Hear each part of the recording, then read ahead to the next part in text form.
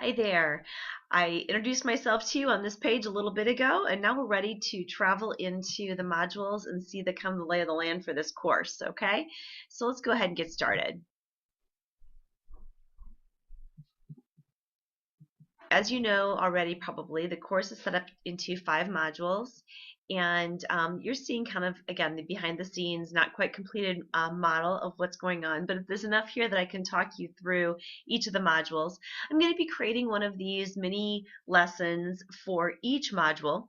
I'm a pretty big fan of Writing Workshop, and Writing Workshop espouses the idea, and you're going to actually learn about it more through this course if you don't already know, that mini lessons and then students going off on their own and doing things that they need to do for their writing or learning process is an effective way to teach writing. And I think it's really kind of an effective class structure in general. We don't have great long attention spans. So my mini lections will never be more than 15 minutes. In fact, most of them will be under 10. And what I'm going to use these little lecture spaces for is to kind of help glue things together from module to module, and also to help clarify any instructions that may not be clear just by looking at the module. This also lessens the amount of writing that or reading that you have to do, because I could put all this into words and then that would be pretty bulky. So this will eventually say overview and objectives, and this is where you found the video to get started. Again, this is going to look a little different by the time this course is published, but this gives us the bare bones ideas, and then you can also see kind of how I built the class. Okay, for each set of objectives, I'm a big start with why person as well.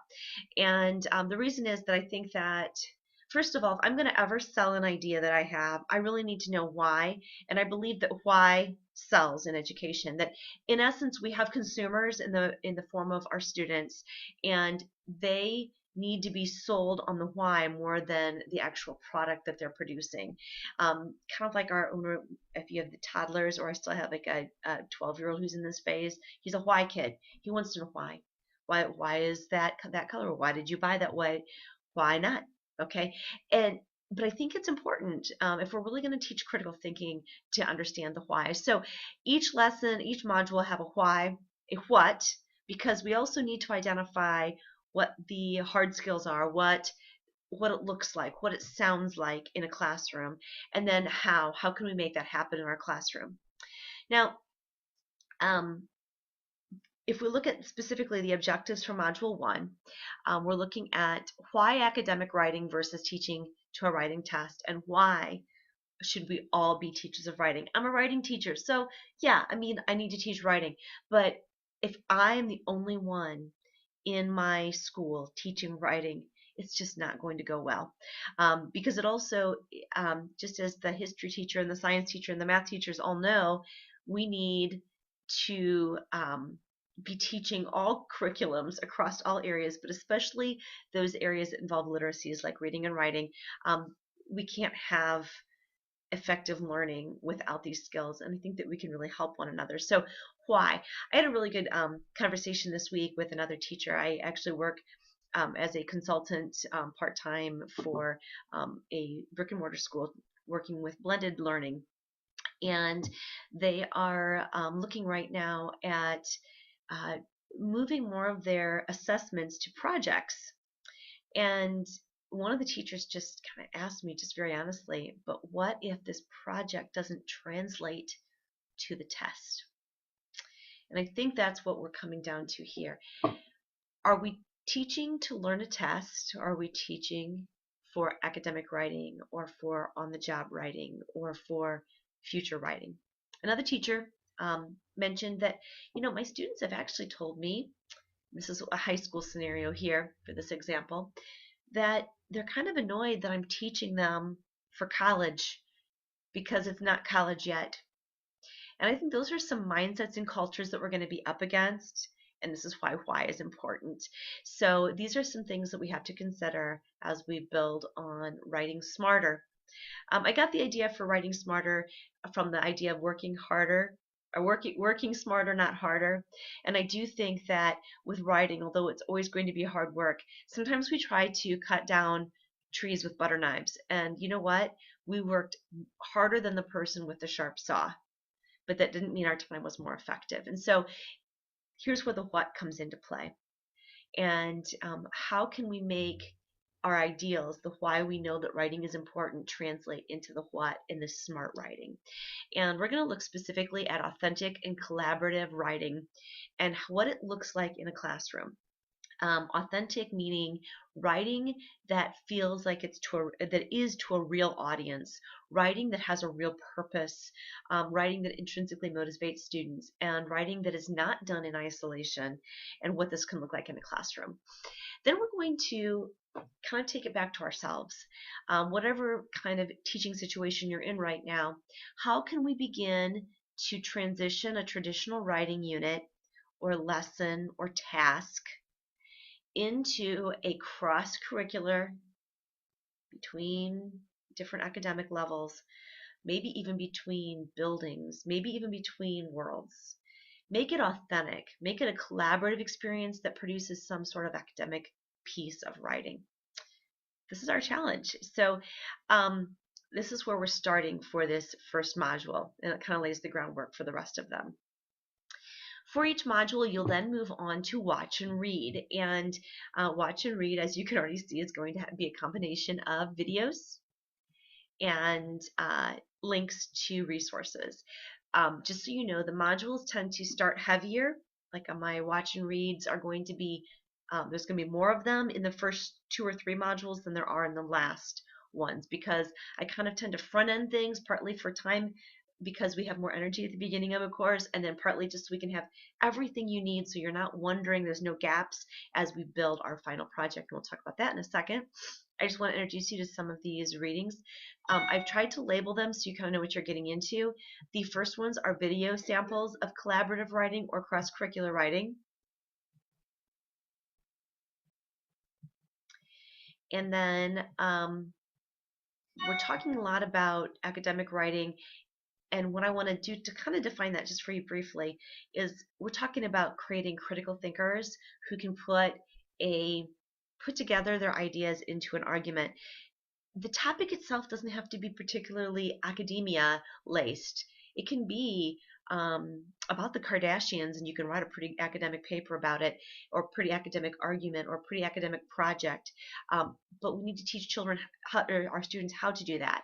And this particular article is from Faculty Focus, which is more of a geared towards college professors, but I think it can be scaffolded down or modified down to younger levels as well. And it's talking about writing as a formative assessment, which means that it's not just an end thing, and also just some questioning techniques to improve critical thinking. Jill Graff and Kathy Birkenstein wrote a book called They Say, I Say, that's a kind of college text for writing. And this is a list of just some of their tools that they use to help students frame their writing as academic. The WAC Colorado State site here is a clearinghouse site. In other words, you're going to have link upon link upon link upon link for this course here. And it's about collaborative and cross-curricular writing. You're going to see them show up at other places in this course. If not, come back to this article for sure.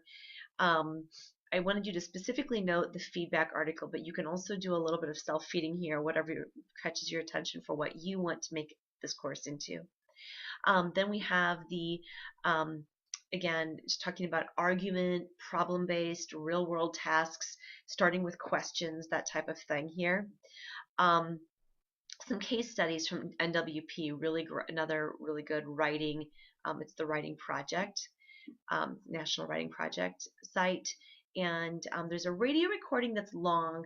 I'm not requiring that you listen to all of this, but when we talk about breaking out of the writing to a test, this is the authors of the 5-paragraph, Beyond the 5-Paragraph Essay book are interviewed in this National Writing Project radio interview. Again, you don't need to listen to the whole thing. It's like an hour long, but I want you to be aware of it. And again, some of these are just, you don't read everything. You know that they're there. For the cross-cultural bend of this project, I really encourage you to look at the Flat Classroom Project, because they are the gurus on cross-cultural resources. So I see that I don't actually have your writing workshop up here yet. I'm sorry, the part that you're doing yet up on this screen. But what we're going to be starting is a portfolio of writing that is going to basically unfold into a final project, and each module you're going to fulfill one installment of the final project. I'm going to pause the recording for just a minute and get the prompt for this first installment up here on the screen so you can see it and we can talk about it just a second. Okay, so I told you I would show you our actual project that is coming together, and I also just remembered, as luck would have it, that I never showed you the syllabus. There is a syllabus tab that goes through all the modules. It'll look really familiar to you as you see the objectives that we just talked about for Module 1. You see the same resources we just saw for Module 1, and then here's the task and project area. So this is the syllabus is a if you like to see everything at once so you don't have to walk through module by module, it literally is quite the same as the modules. It's just in a one shot format. So I wanted you to be aware that that is right here, and that you can refer to this as you're doing your master planning for your scheduling of your course. Okay, so what is this first installment and what is this big project? These words probably say it better than I just tried to explain it. So just look with me if you would. Um, each module is going to end with a task that is an installment towards your final project, like I said. Our project is going to be to design, plan, a design or plan or a makeover of an existing lesson. In other words, you're going to start from scratch or pick up something you already do that you want to teach maybe more effectively with writing, more intentionally with writing. The project can be a lesson, a unit, a writing task, and the final plan is going to be written in a way that others, because this is supposed to be something that you would do with other teachers and co-teachers, we want to share it out. And in fact, maybe you even have the luck of taking this course with the teacher you're going to be teaching it with, and you can build these projects together. For the first module installment, for just this first chunk where we're focusing in on what all this is, I would like you to use the categories of cross-curricular, authentic, collaborative, and academic.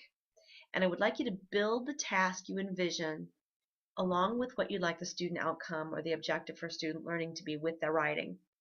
And what I'd like you to do is create a before and after chart. So with these 4 categories, show me what the plan looked like before in general, and then show me after how these 4 categories are going to play out. And this is obviously something that's going to be that you fine tune as you use as you play around with it. And it's fine if you find sources within some of these sites that you want to copy. Just make sure you cite the sources. Many of us don't do anything terribly original. We find things we like and we tweak them to meet our needs. So it can be, you can start collecting links and that kind of thing. This doesn't have to be a paper format. In fact, I would encourage you to do a chart for this particular one.